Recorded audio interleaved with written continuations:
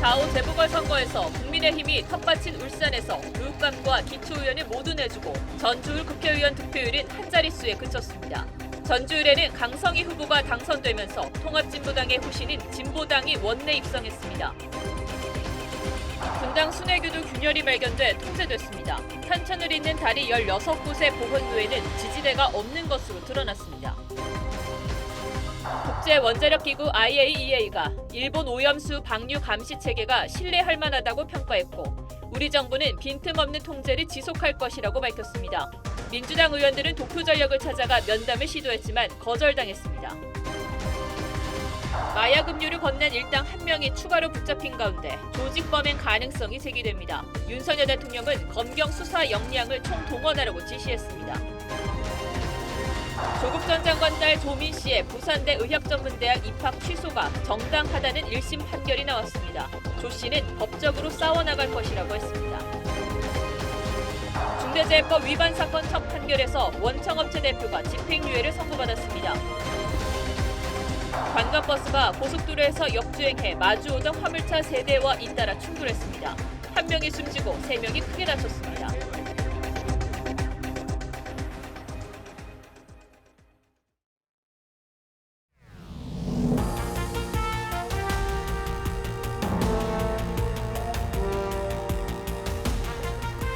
시청자 여러분 안녕하십니까? 뉴스9의 신동욱입니다. 어제 일부 지역에서 국회의원과 지방자치단체 의원을 뽑는 재보궐선거가 있었는데 김기현 대표 취임 한 달을 맞은 국민의힘이 여러 곳에서 패했습니다. 특히 김 대표의 지역구가 있는 울산에서는 교육감과 기초의원 선거를 모두 졌고 전주을 국회의원 선거에서는 여당 후보가 대선 때 득표율에서 절반 수준을 얻는 데 그치면서 총선을 앞둔 김기현호의 빨간불이 켜졌습니다. 특히 전주을에서는 헌재 결정으로 해산된 통진당의 후신인 진보당 후보가 당선돼 국회에 입성하게 되면서 파장이 일고 있습니다. 먼저 최민식 결과가 어제 선거 결과부터 정리하겠습니다. 4.5 재보궐선거 중 울산에서 열린 두 선거에서 국민의힘은 완패했습니다. 울산시 교육감은 진보 성향의 천창수 후보가 61.9% 득표율로 당선됐고 울산시 남구 의원은 민주당 최덕종 후보가 50.6% 득표율로 여당 후보를 따돌렸습니다. 울산은 6개 국회의원 선거구 중 5곳이 여당 의원인데다 김기현 대표가 시장을 지내기도 했습니다. 지난해 지방선거에선 울산시장과 구청장 4개를 싹쓸이했을 정도로 여당세가 강한 지역입니다. 유일한 국회의원 선거인 전주울 재선거에서는 진보당 강성희 후보가 39%의 득표율로 당선됐습니다. 진보당은 2014년 해산된 통합진보당의 후신으로 21대 국회에 첫 입성했습니다. 국민의힘 김경민 후보는 8%의 득표율로 5위에 그치는 초라한 성적을 냈는데 지난 대선 윤 대통령 득표율의 절반 수준입니다. 당 지도부는 당협위원장이면서도 출마를 하지 않은 정운천 의원 책임론을 거론했습니다. 전주을 선거 과정에서 나오는 많은 문제점을 발견했고 여기에 대해서 전북도당에 대한 그동안의 실태 조사가 있었고 김기현 대표는 청주시의원 선거에서는 이겼다고 했고 민주당 이재명 대표는 울산 시민이 놀라운 선택을 해주셨다고 자평했습니다. TV조선 최민식입니다. 여당의 이런 성적은 사실 예견됐다고 보는 시각이 많죠. 원래 새 지도부가 꾸려지면 컨벤션 효과라고 해서 지지율이 오르곤 하는데 국민의힘은 오히려 그 반대의 길을 걷고 있습니다. 무엇보다 최고위원들의 이딴 설화로 비난을 자초한 게 선거 결과로 이어졌다는 평가입니다. 그리고 김기현 대표가 단호하게 대응하지 못하면서 문제를 키웠다는 지적도 나오고 있습니다. 이어서 한송원 기자가 보도하겠습니다. 조수진 최고위원이 위원장을 맡는 민생특별위원회는 김기현 대표 체제 들어 당내 첫 특위로 출범했습니다. 하지만 조 최고위원이 양곡법 대안으로 밥 한 공기 다 먹기를 제안한 뒤 민생특위가 힘을 받기 어렵게 됐습니다. 지금 남아도는 쌀 문제가 굉장히 지금 가슴 아픈 현실 아닙니까? 예. 그렇다면은 밥 한 공기 다 비우기 이런 것들에 대해서도 우리가 논의를 한 거예요. 조 최고위원은 어제에 이어 오늘도 언론을 탓하면서 비난 여론에 기름을 부었습니다. 그 사실관계를 따져주시지 않는 데 대한 제 개인적인 참 원망이었습니다. 저도 사람이거든요. 앞서 김재원 최고위원도 잇따라 설화를 부른 뒤 자숙하고 있습니다. 하지만 김 대표는 단호하게 대응하지 않아 지적을 받았고 오늘에서야 뒤늦게 사과했습니다. 당 대표로서 송구스럽고 당의 이미지를 실추시키고 당원을 부끄럽게 만드는 언행에 대하여 당 대표에게 주어진 권한을 보다 엄격하게 행사하겠습니다. 국민의힘 핵심 관계자는 김 대표가 윤리위를 구성해 김재원, 조수진, 정운천 3명에 대해 징계를 요구했다면 당 기강도 잡고 위기를 기회로 만들 수도 있었을 것이라고 말했습니다. 김 대표는 무리를 빚은 인사에 대해 공천심사나 당무감사 때 벌점을 주겠다고 했지만 그 정도론 돌아선 민심을 되돌리기 힘들 거란 분석이 많습니다. TV조선 한송원입니다. 예, 이번 보궐선거는 사실 여야는 물론 언론도 크게 관심을 가진 선거는 아니었습니다. 그런데 결과가 묘하게 나오면서 국민의힘에선 내년 총선 위기감이 일찌감치 불거졌습니다. 여당 취재하는 김아림 기자 나와 있습니다. 자, 김 기자 어서 오십시오. 요즘 국민의힘이 많이 시끄럽죠. 지지율 하락 추세가 심상치 않은데 김기현 대표가 오늘 의원 정수 축소라는 카드를 꺼내든 것도 뭐 이것과 관련이 있다고 봐야 합니까? 네, 그렇습니다. 김 대표는 최근 비공개 지도부 회의에서 여러 가지 당 혁신 방안과 지지율 반전 대책을 고심해 왔는데요. 첫 혁신안이 의원 정수 축소입니다. 예. 당 지지율 하락세를 막기 위한 카드인 셈입니다. 국회의원 정원을 지금보다 10% 이상, 그러니까 30명 이상 줄이자는 건데요. 최근 여론조사에서 의원 정수를 줄여야 한다는 응답이 57%나 되는 부분을 포인트로 짚어낸 겁니다. 또 민주당 일부가 비례대표 확대와 의원 정수 증원을 주장하는 데 대한 맞불 성격도 있습니다. 예, 뭐 여론의 흐름에 따라서 국면 전환 효과는 있을 수 있겠는데 실현 가능성이 있을까요? 네, 그래서 민주당은요, 당장 당 지지율 하락을 모면하기 위해 꺼내든 꼼수라고 꼬집었습니다. 박홍근 원내대표는 인기에만 영합하는 모습은 결코 국민에게 박수받지 못할 거라고 지적했습니다. 하지만 김 대표는 강행하기로 했는데요. 지역구를 통합하고 비례대표를 줄여서라도 정원 30명을 줄이겠다는 겁니다. 김 대표는 당장 다음 주에 열리는 선거제 개편안 국회 전원위원회에서 여당의 첫 번째 안으로 30인 축소안을 올릴 예정입니다. 예, 30명을 축소하겠다. 그런데 지금 여당 형편에 이거 추진할 힘이 있을지 모르겠습니다. 네, 김기현 대표 취임 이후 여당 지지율은 내리막입니다. 전통 지지층인 70대 이상의 지지율이 3주 사이 12%포인트나 급락했고요. 지역별로는 부울경에서 7.2%포인트, 서울과 대전, 세종, 충청에서 6%포인트 가까이 이탈했습니다. 예. 근로시간 개편 논란으로 대표되는 당정 간 정책 혼선, 그리고 한일 정상회담 논란이 원인으로도 꼽히는데요. 하지만 김재원 최고위원의 정광훈 우파 천하통일과 같은 연이은 실언에다 조수진 최고위원의 밥 한 공기 논란까지 겹치면서 당 지지도는 더 떨어질 수도 있습니다. 김 대표는 내일이 취임 한 달인데 당내에서는 김 대표의 리더십에 대해서 어떻게 평가를 하고 있습니까? 네, 김 대표와 가까운 한 의원은요, 동료 정치인들에게 모질지 못하고 사퇴 수습을 위한 단호한 결정을 하는데 시기를 놓치는 경우가 있다고 평가했습니다. 실제 김 대표는 지난달 12일 김재원 최고위원의 5.18 정신 헌법 전문 수록 반대 발언이 나왔을 때 구두 경고 정도로 넘어갔습니다. 예. 김 대표의 물은 대처가 결국 정광훈 우파 통일 발언, 그리고 4.3 추념일 발언으로 이렇게 이어졌다는 비판이 그래서 나왔습니다. 결과적으로 이재명 리스크에 시달리던 야당의 숨통을 틔워준 측면도 분명히 있죠. 네, 야당은 특히 한일 회담 관련 공세에 집중하고 있습니다. 하지만 여당의 지지율이 미끄러지면서 민주당 지지율이 5%포인트나 올랐고 오차범위 밖에서 여당 지지율을 추월했는데요. 야당은 여당의 정책 혼선으로 야당 지지율 상승세가 지속될 것으로 보고 있지만 반사이익 정도에 그칠 것이라는 해석도 만만치 않습니다. 특히 이재명 대표에 대한 재판이 이어지고 백현동 개발 특혜 의혹에 대한 추가 영장 신청까지 점쳐지면서 이재명 사법 리스크가 또 한 번 민주당을 뒤흔들 가능성도 배제할 수 없습니다. 예, 그러나 여당도 반사이익, 야당도 반사이익, 진짜 실력 볼 날 언제쯤 올지 모르겠습니다. 예, 김아림 기자 잘 들었습니다.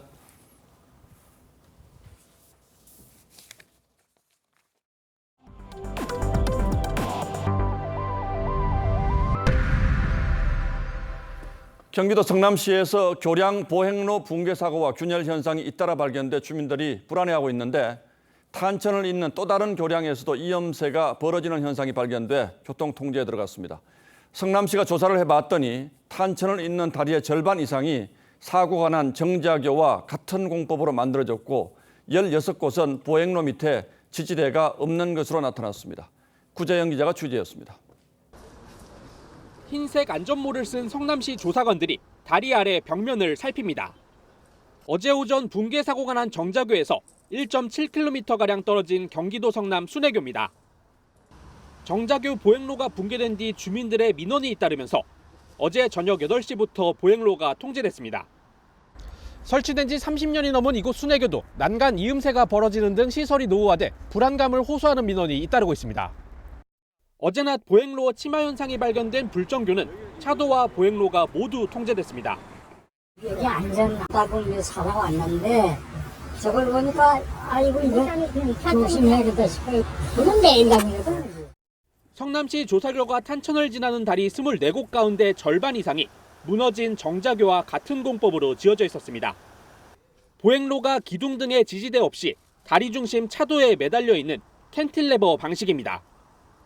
16개 정도가 이 교량의 보행 전용 도에 지지 버팀 다리가 없어서 항시 그런 위험이 있을 수 있다 생각을 해서 경찰은 정자교 붕괴 사고가 중대재해법상 중대시민재해 요건에 해당한다고 보고 혐의 적용 가능성을 열어두고 조사하고 있습니다. TV조선 구자영입니다. 예, 보신 것처럼 무너져 내린 보행로는 지지대가 따로 없지만 그 밑으로 수도관과 전기 케이블이 매달려 있습니다. 이번 붕괴 사고 현장에서 파열된 상수도관이 발견됐는데 수도관 파열이 사고의 원인인지 아니면 붕괴의 결과인지를 두고 엇갈린 주장이 나오고 있습니다. 경찰은 이 부분도 붕괴의 한 원인이 될 수 있다고 보고 내일 현장 감식에서 집중적으로 들여다볼 예정입니다. 김성동 기자가 보도합니다. 교량 밑으로 기다란 관이 설치돼 있습니다. 내부에 지름 20cm 상수도관과 전기 케이블이 매달려 있는 곳입니다. 붕괴 사고가 난 정자교 보행로도 같은 구조입니다. 일부에서는 보행로 밑에 매달린 상수도관이 파열되면서 다리 붕괴로 이어졌다고 주장합니다. 밑으로 지금 달려있는 저 화분이 많아가지고 거기에다가 지금 상수가 터지면 방식까지 밀어붙여가지고. 하지만 관리 업체 측에서는 수도관이 안에서 파열될 수 없는 구조라고 반박합니다. 오히려 다리 붕괴로 수도관이 파손됐다는 입장입니다. 도강에서 바로 나와서 다 용접해갖고 쭉 가는 거예요. 연결 부위가 없어요. 빠질 수가 없는 구조이기 때문에 교량이 무너지니까 부러져 버린 거죠. 경찰은 어제 사고 직후 분당구청 교량 담당 공무원을 참고인 신분으로 소환해 조사했습니다. 또 정확한 사고 원인을 규명하기 위해 내일 오전 국립과학수사연구원 등과 함께 합동 감식을 벌입니다. 합동 감식에서는 철근, 콘크리트 상태와 함께 붕괴 지점의 상수도관 파열 부분도 집중 살펴볼 예정입니다. TV조선 김승도입니다. 일본의 후쿠시마 오염수 처리 과정을 검증 중인 국제원자력기구 IAEA가 일본 당국의 방류 감시 체계를 신뢰한다는 내용의 보고서를 냈습니다. 최종 보고서는 아니지만 일단 오염수 방류에 문제가 없다고 공인을 해준 셈이 됐습니다. 하지만 우리 정부는 여전히 신중합니다. 일본의 방류 계획 전반을 분석 중이며 수산물 방사능 검사를 2배로 늘리겠다고 밝혔습니다. 장윤정 기자가 취재했습니다. 국제원자력기구 IAEA가 지난해 11월부터 일본의 후쿠시마 원전 오염수 해양 배출 계획을 검토한 4차 보고서입니다. 최종 보고서에 앞선 중간 보고서 성격으로 도쿄전력의 모니터링 프로그램을 신뢰할 수 있고 지속 가능한 방사선 보호 체계를 갖추고 있다는 점을 확인했다는 내용입니다. 해안 3km 근해에서 잡힌 물고기의 방사성 물질 섭취량을 평가에서 제외한 데 대해서는 추가 설명이 필요하다고 덧붙였지만 일본의 오염수 방류에는 문제가 없다고 진단한 겁니다. 放出開始以降もしっかりそういったデータ公開あるいはその迅速性を含めて公開していくっていうことでより安全な水であるっていうことと風評影響を抑制していきたいというふうに思っています。 우리 정부는 신중한 입장입니다. IAEA의 모니터링 결과를 바탕으로 오염수 방류 문제를 분석 중이며 추후에 결과를 공개하겠다고 밝혔습니다. 또 후쿠시마 주변 8개 현에 대한 모든 수산물의 수입을 지금과 같이 금지하고 국내 해역에서 생산되는 수산물 방사능 검사를 작년보다 2배 더 늘리겠다고 했습니다. 오염수가 과학적이고 객관적인 관점에서 안전하며 관련된 국제법과 국제 기준에 부합하는 방식으로 처리되어야 한다는 입장을 견지하고 있습니다. IAEA는 앞으로 2차례 더 중간 보고서를 낸 뒤 연내에 종합 보고서를 발표할 계획입니다. TV조선 장윤정입니다. 이렇게 국제사회는 후쿠시마 오염수 방류의 안전성을 검증하기 위해서 노력하고 있지만 민주당 의원 4명이 방류를 막겠다며 예고했던 일본 출국을 강행했습니다. 하지만 계획했던 도쿄전력과의 면담은 결렬됐고 일본 시민단체만 만났습니다. 여당은 철진한 반일 쇼일 뿐이고 사태를 오히려 악화시킬 것이라고 비판했습니다. 이어서 신중만 기자가 보도합니다. 이른 아침 민주당 후쿠시마 오염수 대응단 소속 위성곤, 양이원영, 윤재갑, 윤영덕 의원이 김포공항에서 일본으로 출국했습니다. 국민의 생명과 안전의 여러 문제, 이런 문제 그 우려를 일본에 가서 분명하게. 일본에 도착한 대응단은 일본 시민단체 관계자를 만난 뒤 사전 약속이 없이 도쿄전력을 찾아갔지만 면담은 불발됐고 자료 요청서만 전달했습니다. 동경전력은 애초에 저희가 크게 기대하진 않았습니다. 이런 행동 자체가 저는 압박이 될 수 있다고. 내일도 일본 의회나 정부 관계자는 만나지 못하고 방류를 반대해온 후쿠시마 지방의원을 만나 주변 현장만 둘러볼 예정입니다. 여당은 한심한 반일 퍼포먼스라고 비판했습니다. 유의미한 일정도 잡지 못하고 대한민국 제1야당 의원들이 일본까지 가서 국익을 해치고 국격을 훼손할 것이 분명합니다. 국회 국방위에서도 민주당은 오염수 방류가 해산물뿐만 아니라 해군에도 피해를 줄 거라고 주장했지만 여당은 광우병과 사드 때처럼 의도적으로 괴담을 유포하고 있다며 맹비난했습니다. 희석될 거니까 일본은 괜찮다 생각하는데 주장하는데 결국은 우리 해군 병정들이 제일 큰 문제가 생깁니다. 또다시 후쿠시마 이걸 가지고 또 괴담 수준의 이야기들을 TV조선 신유만입니다. 예, 다음 뉴스입니다. 최근 들어서 마약 문제가 너무 심각해졌다는 말들이 많았는데 이 정도일 줄은 상상도 못했습니다. 서울 대치동 학원가에서 학생들에게 마약이 든 음료를 나눠준 뒤에 신고하겠다며 부모를 협박한 일당들이 붙잡혔습니다. 경찰은 배후가 따로 있을 가능성이 있다고 보고 수사를 확대하고 있습니다. 한지연 기자입니다. 한 여성이 음료병과 설문지를 들고 학원가를 서성입니다. 필로폰이 든 음료를 학생에게 나눠주다 경찰에 붙잡힌 20대 A씨입니다. 음료를 마신 학생에겐 부모 연락처를 물은 뒤 자녀가 마약을 했으니 신고하겠다고 협박 전화를 걸어 돈을 요구했습니다. 일당은 인근 중학교에서도 범행을 저지른 것으로 알려졌습니다. 경찰이 마약 음료 일당 4명 가운데 3명을 붙잡았는데 모두 혐의를 부인했습니다. 이들은 돈을 많이 준다는 아르바이트 구인 광고를 보고 지원했을 뿐 음료에 마약이 들었는지는 전혀 몰랐다고 주장했습니다. 경찰은 이들 외에 실제 범행을 계획한 배후가 있을 것으로 의심합니다. 특히 피해 학부모가 협박 전화 속 말투가 특이했다고 밝혀 해외에 거점을 둔 조직 범행일 가능성도 배제하지 않습니다. 경찰은 일당의 휴대전화 통신 기록과 협박 전화 속 목소리 분석 등을 통해 배후를 밝히는 데 주력합니다. TV조선 한지은입니다. 예, 심각하죠. 한때는 마약 청정국이었던 우리나라가 이제는 중학생까지 SNS로 마약을 구매할 정도로 마약이 확산되어 있습니다. 윤석열 대통령이 마약 조직 뿌리를 뽑으라고 지시했고 검경은 마약 범죄와의 전면전을 선포했습니다. 조성호 기자가 이어서 보도합니다. 코카인 등 마약 4종을 투약한 혐의로 경찰 조사를 받은 배우 유아인. 깊이 반성합니다. 죄송합니다. 집에서 직접 대마를 재배하고 마약 파티룸을 만든 것은 물론 최근 여중생이 SNS에서 마약을 구해 투약한 데 이어 서울 강남 학원가에서 마약 음료를 나눠주는 일까지 벌어졌습니다. 지난해 마약 사범 수는 18,395명으로 역대 최다를 기록했고 이 중 19세 이하가 481명으로 10년 전보다 10배 이상 늘었습니다. 마약이 사회 전반에 무분별 확산 양상을 보이자 윤석열 대통령은 검경에 수사 역량을 총동원해 마약 유통 판매 조직을 뿌리 뽑고 범죄 수익을 끝까지 추적해 환수하라고 지시했습니다. 이원석 검찰총장은 즉각 마약 범죄와의 전면전을 예고했습니다. 경찰도 마약 음료 사건을 유사 사례를 찾기 힘든 심각한 범죄로 규정하고 청소년 상대 마약 범죄 단속에 총력 대응을 천명했습니다. 하지만 검수완박으로 지난 2년간 검찰 마약 수사가 사실상 멈췄던 상황. 저는 왜 도대체 깡패, 마약, 무고, 위증 수사를 못하게 되돌려야 한다는지 그 이유를 오히려 묻고 싶습니다. 검경의 마약 수사 기능이 제자리를 찾기까지는 시간이 필요할 수 있다는 지적이 나옵니다. TV조선 조성호입니다. 조국 전 장관의 딸 조민 씨의 부산의학전문대학원 입학 취소 결정이 정당하다는 법원의 1심 판결이 나왔습니다. 부산대의 입학 취소 절차에 하자가 없고 입시에 사용된 경력 등이 어머니 재판에서 허위로 밝혀졌다며 입학 취소에 문제가 없다는 겁니다. 하지만 조 씨 측은 즉각 판결에 불복해 항소하겠다고 밝혔습니다. 보도에 김동현 기자입니다.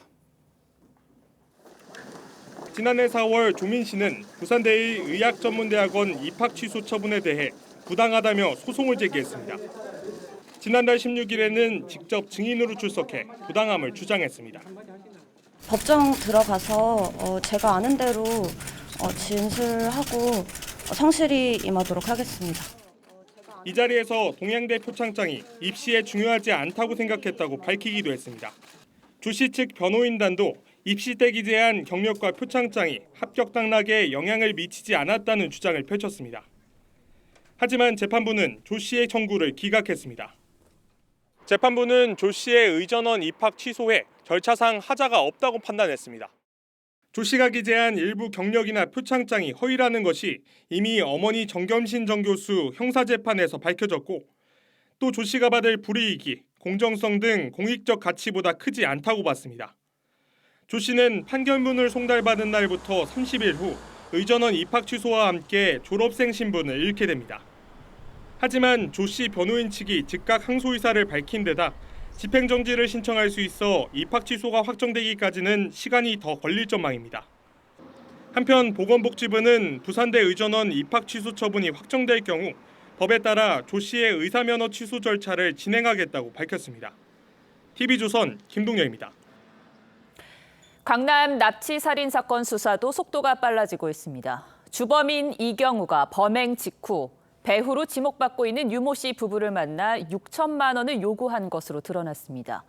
돈이 왜 오갔는지, 다른 배후가 또 있는지를 파악하기 위해 경찰은 이경우가 일하던 변호사 사무실을 압수수색했습니다. 정은아 기자가 보도합니다. 경찰 수사관이 박스를 들고 법률사무소를 나옵니다. 강남 납치살인 사건 주범 이경우가 범행 전까지 일한 곳입니다. 통장이나 계좌 압수도 하셨나요? 네, 지금 다 확인 중입니다.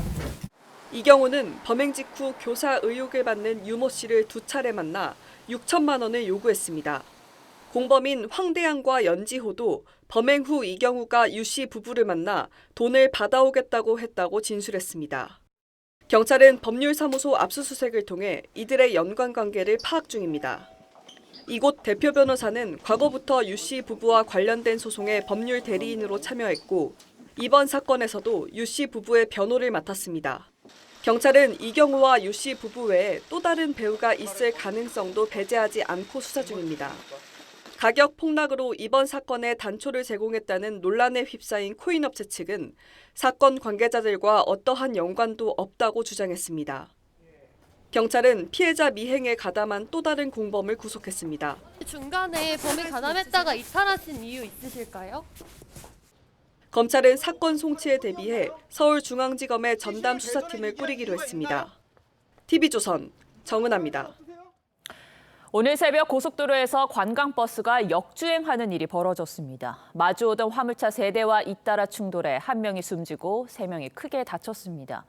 이 버스는 고속도로에서 갑자기 유턴을 하고 역주행했는데 그 이유가 의문입니다. 이승훈 기자입니다. 관광버스가 고속도로를 거꾸로 내달리더니 마주오는 트럭과 충돌합니다.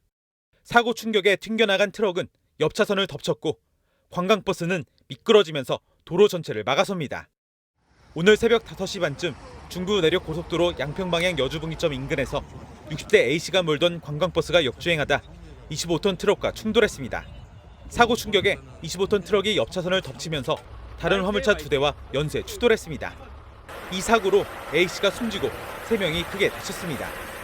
심정지 상태로 이송이 된 거고 충돌해서 이렇게 압착되면서 문이 안 열리고 운전석 쪽에 이제 몸이 끼인 상태 그런. A씨는 사고 직전 여주 분기점에서 유턴을 했습니다. 이후 1차로를 따라 2km가량을 역주행했습니다.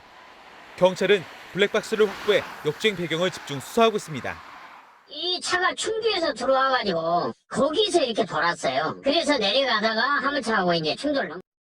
오늘 사고 여파로 중부 내륙고속도로 강곡 나들목부터 여주 분기점까지 상행선 2개 차로가 5시간 동안 전면 통제되면서 인근 4km 구간에서 출근길 극심한 교통정체도 빚어졌습니다.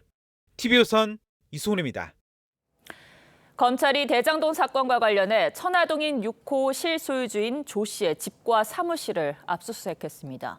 조 씨가 받은 대장동 배당금 280억 원의 사용처를 파악하고 이른바 50억 클럽 박영수 전 특검과의 연관성도 추적할 것으로 보입니다. 권영석 기자가 취재했습니다.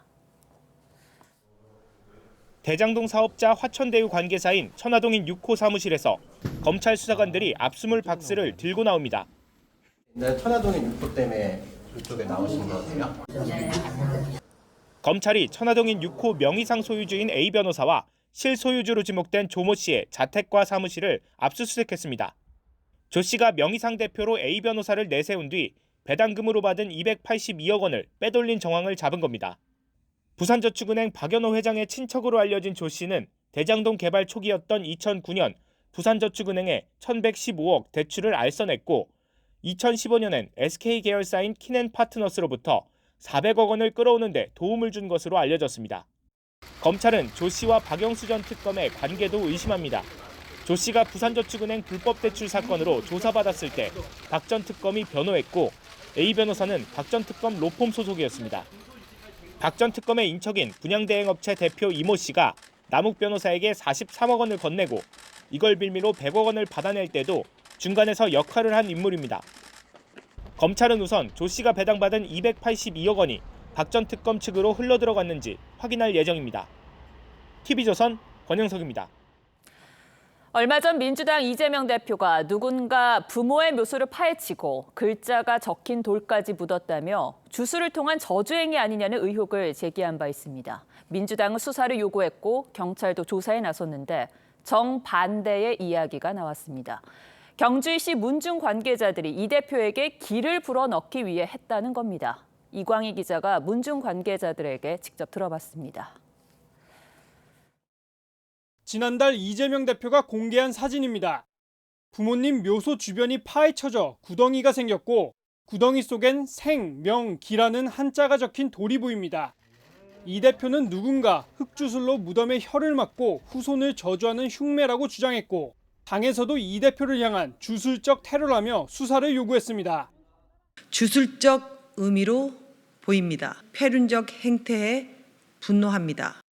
하지만 이는 이 대표와 같은 경주이시 문중인 이모 씨가 이 대표에게 기를 넣어주기 위해 묻어둔 돌인 걸로 확인됐습니다. 무형문화재이자 풍수지리 전문가인 이 씨는 TV조선과의 통화에서 지난해 지방선거 3일 전 종친들과 함께 이 대표를 돕는 의미로 돌을 넣었다고 말했습니다.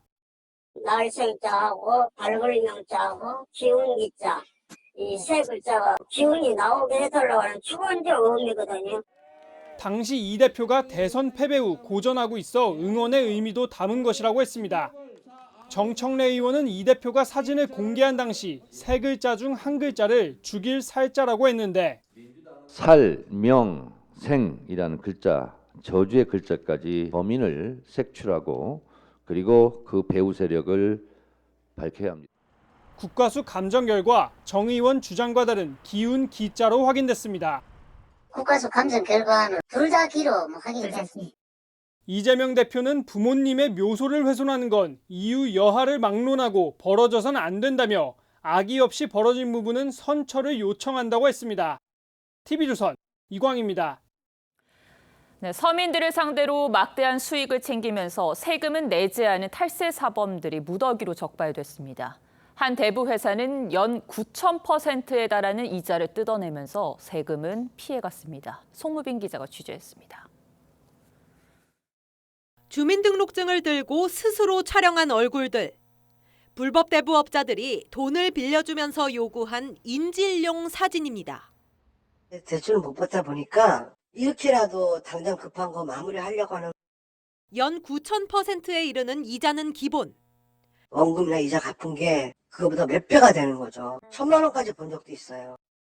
영화보다 살벌한 불법 추심까지 서슴지 않습니다. 그러지 사기꾼들은 집단이야. 가만 놔둘 것 같아? 내가 깎아 집에 팔아보려고. 이렇게 뜯어낸 돈은 차명 계좌에 넣어 세금을 피해갔습니다. 국세청은 이런 불법 대부업자 20명을 포함해 어려운 민생에 큰 피해를 끼친 악의적 탈세 혐의자 75명을 대상으로 고강도 세무조사에 나섰습니다. 지원 정책 덕분에 남다른 사업 기회를 누리면서도 세금은 제대로 납부하지 않아 에너지 가격으로 고통받는 국민에게 허탈감마저. 국세청은 2019년부터 지난해까지 모두 540명에 이르는 민생 탈세자들을 적발했는데 이들이 뱉어낸 세금만 6천억 원이 넘습니다. 특히 월 300만 원의 고액 수강료를 현금으로 받은 뒤 신고하지 않거나 자녀 명의의 법인을 거래 단계에 끼워 넣는 방식으로 편법 증여를 하는 등 입시 학원을 통한 탈세도 대거 적발됐습니다. TV조선 송무빈입니다. 최근 시멘트가 부족해 건설 현장 곳곳이 멈추고 있습니다. 때 아닌 시멘트 공급난은 날씨와 정책이 맞물린 탓인데요. 정부는 물량 확보에 나섰습니다. 김혜나 기자가 현장 취재했습니다. 서울의 한 시멘트 출하기지. 시멘트 운송 차량들이 저장고 앞에 꼬리를 물고 섰습니다. 하루에 160대 넘는 대형 운송 차량들이 이곳에서 시멘트를 실어 나르지만 건설 현장에 넘치는 수요를 감당하기엔 역부족입니다. 8% 가까이 더 늘어서 지금 출하가 되고 있거든요. 시멘트 요구량은 계속 늘고 있죠. 바쁘게 돌아가는 출하기지와 달리 건설 현장은 연일 삐걱대고 있습니다. 서울의 한 공사 현장은 시멘트가 주원료인 레미콘 수급이 안 돼 8일간 공사가 중단됐고 지방의 중소형 현장도 공사 지연이 속출하고 있습니다. 시멘트 생산이 1년 새 3.6% 늘었지만 수요는 더 크게 늘면서 수급 차질이 생긴 겁니다. 시멘트 업계는 비수기인 겨울철에 생산 설비를 보수하는데 올해는 예년보다 따뜻한 날씨로 공사를 서두르는 현장이 늘었고 지난해 1월 광주 아파트 붕괴 이후 불량 콘크리트를 막기 위해 시멘트 함량을 높이면서 수요가 크게 늘었습니다. 관계 부처와 함께 업계와 함께 참여하는 협의체를 구성해서 대응 방안을 해결될 때까지 저희들이 함께 풀어나가도록. 사태가 장기화되면 공사비가 급등하고 입주 지연 우려가 커지는 만큼 시멘트 수출 시기를 조정하고 설비 가동률을 높여 물량을 확보한다는 게 정부와 업계의 방침입니다. TV조선 김윤아입니다. 윤석열 대통령이 거부권을 행사한 양곡관리법의 대안을 당정이 내놨습니다. 쌀 한 가마에 20만 원이 되도록 하고 직불금을 2배로 늘려 콩이나 밀 같은 다른 작물 재배를 유도하기로 했습니다. 김충년 기자가 설명하겠습니다. 정부와 여당이 농민단체들과 머리를 맞댔습니다. 남는 쌀을 세금으로 모두 사주자는 야당의 양곡법 개정안에 대한 대안으로 직불금을 현재의 2배인 5조 원 규모로 확대하기로 했습니다. 직불금은 재배 면적에 비례해 지급하는 것을 원칙으로 하는데 기존 쌀 농사 대신 콩이나 밀, 가루쌀 등을 재배하는 농가에 직불금을 더 많이 주는 방식으로 개편합니다. 다른 작물을 재배하도록 유도해 쌀 과잉 생산을 막아 현재 18만 7천 원 수준인 쌀 한 가마 가격이 20만 원은 유지될 수 있도록 한다는 계획입니다. 똑같은 혈세를 쓴다고 해도 그걸 어디에 쓰느냐는 문제가 아니겠습니까? 수급 불균형을 해소하는 방향으로 쓸 거냐, 수급 불균형을 악화하는 방향으로 쓸 거냐. 농촌의 심각한 인력난을 해소하기 위해 외국인 근로자 배정도 대폭 늘립니다. 청년농을 육성하고 스마트 농업의 생산 비중을 전체의 30%까지 끌어올린다는 계획입니다. 격리를 통해서 쌀값을 정상화시키는 데는 한계가 있다는 거죠. 면적 조정을 통해서 쌀값 안정을 도모하는 것이 가장 바람직하다. 우리 농식품으로 만든 K푸드의 수출 활성화를 위한 지원도 늘린다는 계획입니다. TV조선 김충영입니다. 중대재해법 위반 사건에 대한 첫 판결이 나왔습니다. 하청업체 근로자가 작업 중에 추락해 숨진 데는 원청업체의 책임이 있다며 원청 대표에게 집행유예를 선고했습니다. 강석 기자가 보도합니다. 마스크를 쓴 한 남성이 재판을 마치고 법원을 빠져나옵니다. 지난해 근로자 사망 사고가 발생한 경기도 한 요양병원 공사 현장의 원청회사 사업주 A씨입니다. 집행유예 예상하셨습니까? 몰랐어요. 재판부는 산업 현장에서 발생한 중대 사고에 대해 원청 경영 책임자의 유죄를 선고했습니다. 의정부지법 고양지원은 A씨에게 징역 1년 6개월에 집행유예 3년을, A씨 회사에는 벌금 3천만 원을 각각 선고했습니다. 재판부는 원청 측이 안전대 부착이나 작업계획서 작성 등 안전 의무를 지켰다면 추락 사고가 발생하지 않을 가능성이 높다며 산업재해에 대한 기업의 사회적 책임이 무겁다고 강조했습니다. 다만 유족에 대한 사과와 보험금 지급 등을 참작해 형량을 결정했다고 설명했습니다. 시민단체는 원청 사업주 처벌은 환영하면서도 낮은 형량에 실망감을 드러냈습니다. 정말 책임을 제대로 묻자면 우리가 또다시 솜방망이 처벌이라고 하는 양형에 있어서의 문제를 검찰은 지난해 1월부터 중대재해법이 시행된 후 지금까지 14건을 재판에 넘겼습니다. TV조선 강석입니다. 우리 경제는 역시 수출이 잘 돼야 활기가 돕니다. 그런데 코로나 사태로 내리막길이 시작된 수출 회복세가 영 기대에 미치지 못하고 있습니다. 비상이죠. 정부가 우리에게 상당한 우위가 있다고 판단되는 이른바 초격차 산업에 큰 돈을 풀기로 했습니다. 구체적으로 어떤 내용인지 유혜림 기자가 취재했습니다. 우리 경제의 버팀목인 수출 부진이 장기화되고 있습니다. 수출은 지난해 10월부터 6개월째 하락 중인데 전체 수출의 5분의 1을 지탱하는 반도체와 디스플레이의 부진이 원인입니다. 디스플레이 글로벌 1위 자리는 중국에게 뺏겼고 매출 대비 반도체 연구개발 투자는 주요 반도체 5개국 가운데 한국이 꼴찌입니다. 비상 상황을 인식한 정부가 3대 핵심 산업 기술에 대해 대규모 연구개발 투자를 선언했습니다. 3대 기술 분야의 미래 시장을 선점하기 위해 민관 협업 기반의 선제적인 R&D 투자가 시급한 상황입니다. 반도체, 디스플레이, 차세대 전지 등 3대 주력 기술 개발에 5년간 160조 원을 투입합니다. 초격차를 위해 민관 합동으로 차세대 핵심 기술 100개를 선정해 집중 지원할 계획입니다. 침체된 경기에 활력을 불어넣기 위해 민간 투자도 늘립니다. 올해 민간 투자 사업을 13조 원 이상 발굴하고 8조 9천억 원 규모의 사업이 제때 착공되도록 지원합니다. 민간 투자 활성화 등을 통해 우리 경제의 빠르고 강한 회복을 위해 총력을 다하겠습니다. 또 내수 활성화를 위해 올해 10월부터 영종대교 통행료를 지금의 절반인 3,200원으로 낮추고 2025년 말부터 인천대교 통행료를 5,500원에서 2,000원으로 낮추는 방안도 추진할 예정입니다. TV조선 유혜림입니다. 엑스포 실사단이 후보도시인 부산을 둘러본 소감을 밝히며 사흘간의 일정을 모두 끝냈습니다. 실사단은 부산이 엑스포를 개최할 만한 모든 것을 갖췄다고 평가했습니다. 그 가운데 특히 인상적이었다고 평가한 게 있습니다. 하동원 기자가 전하겠습니다. 사흘 동안 후보도시인 부산을 둘러본 엑스포 실사단은 시민들의 뜨거운 환영과 엑스포 유치 열망이 가장 인상적이었다고 밝혔습니다. I cannot say what will be written in the report, but Busan has everything that it takes to host a World Expo. 경쟁 도시인 사우디아라비아 리야드와 비교해달라는 질문에는 우리는 경쟁 도시끼리 비교하지 않는다고 답변을 피했습니다. 부산시는 실사 기간 동안 다른 후보 도시와의 차별점으로 인류가 처한 문제들에 대해 전 세계 국가와 협력하는 부산 이니셔티브를 강조했습니다. 대한민국이 짧은 기간 안에 이루어온 발전의 경험과 각 분야 최고의 기술들을 활용해 세계 각국의 당면 문제들을 함께 풀고 정부와 전국 17개 시도도 오늘 부산을 찾아 엑스포 유치에 원팀으로서 총력 지원하겠다고 약속했습니다. 우리가 반드시 유치해야 할 과제입니다. 부산만의 일이 아닙니다. 대한민국의 일이고 모든 시도의 일입니다. 실사단은 오늘 저녁 광안리 해수욕장에서 30분 동안 불꽃 축제를 관람하며 일정을 마무리했습니다.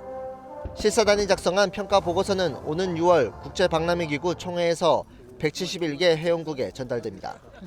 TV조선 하동훈입니다. 국내 기술로 개발한 초음속 전투기 KF-21 보라매가 단거리 공대공 미사일 첫 시험 발사에 성공했습니다. 이 미사일은 25km 떨어진 곳에 적기를 격추시킬 수 있는데 현재 북한 공군의 레이더 성능을 감안할 때 이 25km 어떤 의미가 있는지 구민성 기자가 취재했습니다. 불빛이 반짝이는 날개 끝에 공대공 미사일을 장착한 국산 초음속 전투기 KF-21 보라매.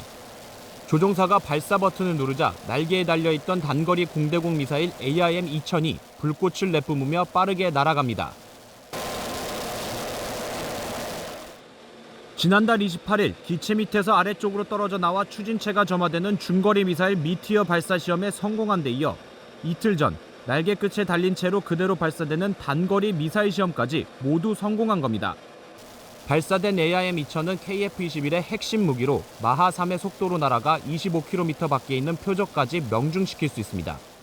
특히 미사일 앞부분에 달려있는 카메라 렌즈가 적기를 한 번 인식하면 끝까지 추적해 명중률이 높습니다.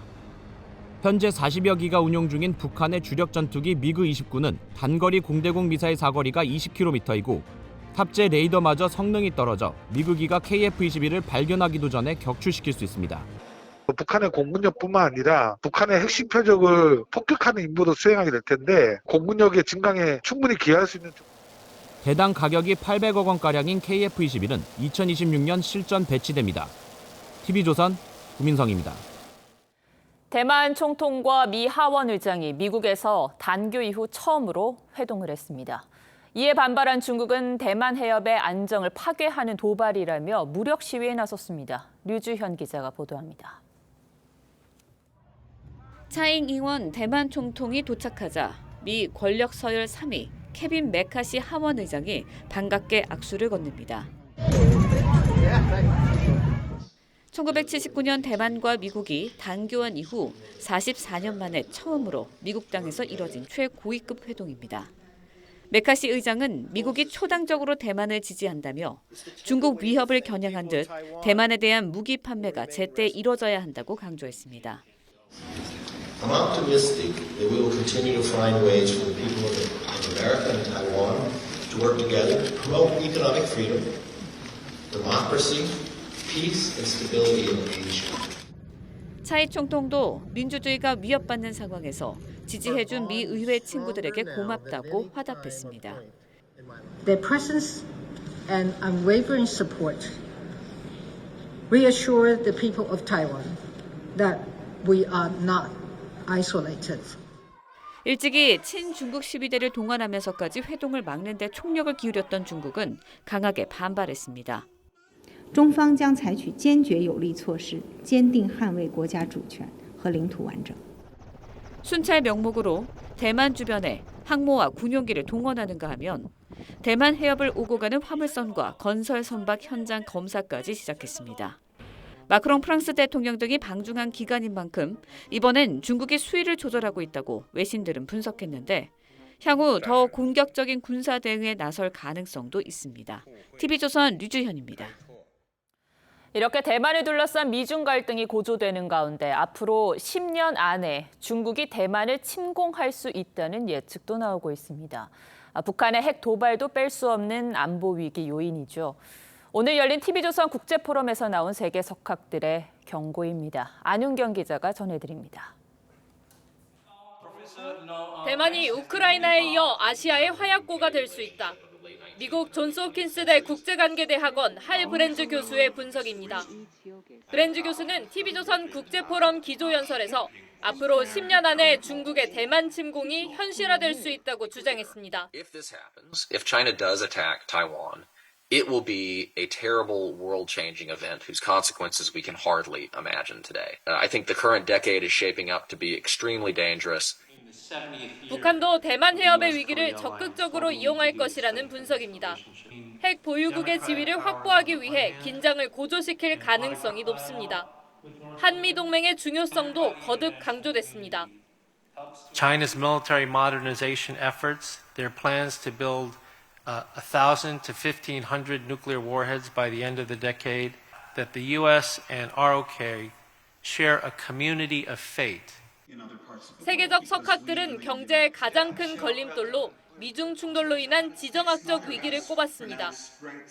For all of us would be a breakdown of relations, open conflict between the U.S. and China. 오늘 포럼에 참여한 전문가들은 윤석열 정부의 최대 과제는 자유와 민주주의라는 글로벌 가치 동맹을 강화하는 것이라고 역설했습니다. TV조선 안윤경입니다. 이중섭의 황소, 김환기의 산, 한국 근현대 미술사를 상징하는 작품들이죠. 이를 포함해서 한국 근현대 거장들의 작품 160여 점이 한자리에 모였습니다. 그 현장에 박소연 기자가 다녀왔습니다. 가족이 모두 일본으로 건너간 1950년대 초반. 이중섭은 일본에 갈 돈을 마련하기 위해 미친 듯 그림을 그렸습니다. 이중섭의 분신이자 시대의 얼굴이기도 했던 황소를 그린 그림은 한국 근현대 미술을 대표하는 걸작으로 남았습니다. 비슷한 시기 김환기는 추상에 산과 달 같은 향토적 소재를 들여왔습니다. 세련된 화면 구성의 한국적 서정은 그를 세계적 거장의 반열에 우뚝 서게 한 원동력입니다. 한국 미술사를 수놓은 작가 25인의 작품 160여 점이 한자리에 나왔습니다. 박수근과 장욱진 같은 근대미술 대표 작가는 물론 나혜석, 최욱경 등 제대로 평가받지 못했던 여성 작가들의 작품도 독립 섹션으로 조명합니다. 소장가 분들을 찾아뵙고 설득하면서 보석 같은 작품들을 찾아내는 존경의 의미를 담아서 다시 보는 작가, 또 새로운 맥락에서 새롭게 보이는 작품들. 이번 전시는 서울올림픽 35주년을 기념한 것으로 서양화단이 형성된 1920년대부터 문화적 변환의 기점이었던 1988년까지 한국 미술의 발자취를 살펴볼 수 있습니다. TV조선 박소영입니다.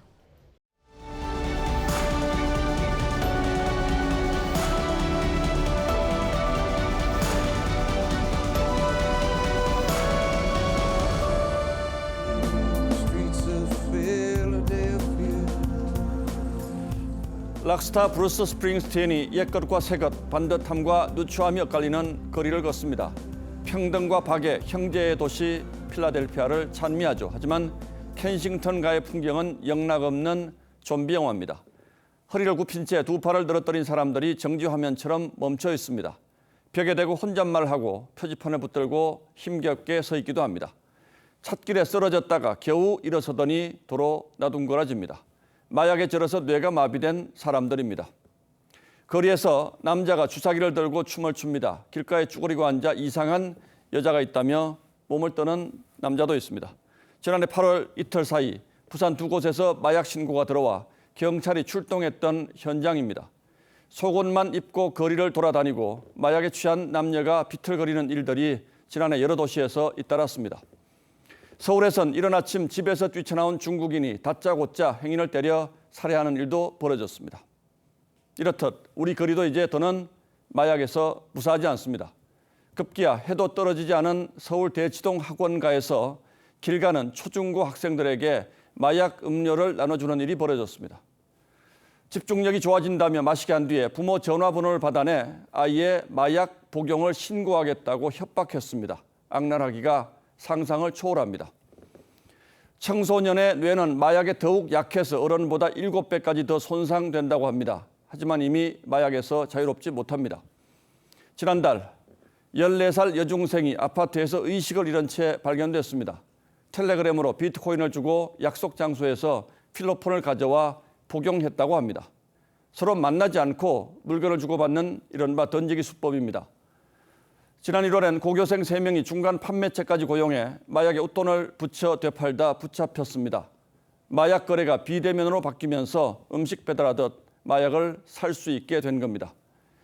필로폰 유료분이 치킨 한 마리 값까지 내려간 데다 가상화폐나 전자지갑을 이용해 쉽게 지불할 수 있기 때문입니다. 연예인의 마약 사례가 늘어나면서 스타를 선망하는 청소년들이 쉽게 경계심을 무너뜨리는 것도 문제죠. 지난해 10대 마약 사범은 300명에 육박해 4년 사이에 3배 가까이 늘었습니다. 하지만 전문가들은 집계에 잡히지 않는 실제 범죄가 30배에서 100배까지 많다고 주장합니다. 교실까지 이제 마약이 풀리지 않는다는 보장이 없습니다. 둑이 터지기 전에 막아야 합니다. 그런데 검찰은 여태 무엇을 하고 있었습니까? 지금부터 전쟁하듯이 막으면 막을 수 있습니다. 4월 6일 앵커의 시선은 거리로 나온 마약이었습니다.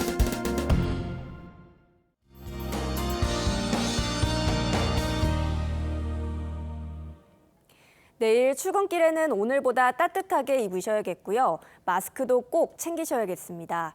아침에는 오늘보다 춥겠고 오후에는 황사먼지가 유입되겠습니다.